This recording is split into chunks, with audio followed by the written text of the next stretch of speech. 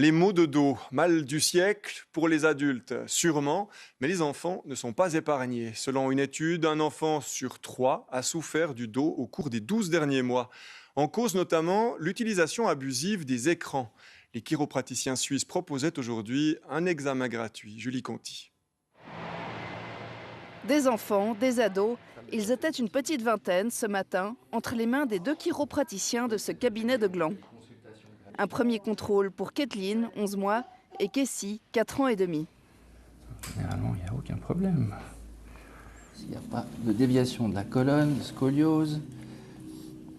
Pas de souci pour ces fillettes, mais on peut souffrir du dos très tôt.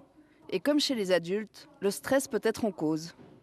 Un enfant, même de 8 ans, 10 ans, un souci avec un copain, une copine à l'école qui n'aime pas sa maîtresse, ils ont de la peine à en parler, ils se renferment et on met ça sur le dos.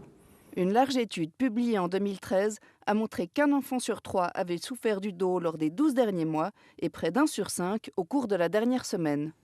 Alors tu peux remonter. Les plus touchés sont les ados.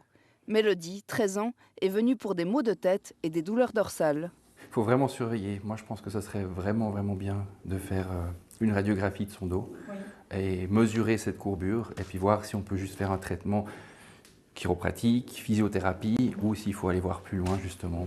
Il y a des facteurs de risque et on en voit de plus en plus. Tout ce qui est PlayStation, Natel, etc., parce que c'est clair que les jeunes sont toujours crispés, la tête en bas ou alors crispés sur leur jeu des heures par jour. Donc ça, c'est clair que c'est mauvais.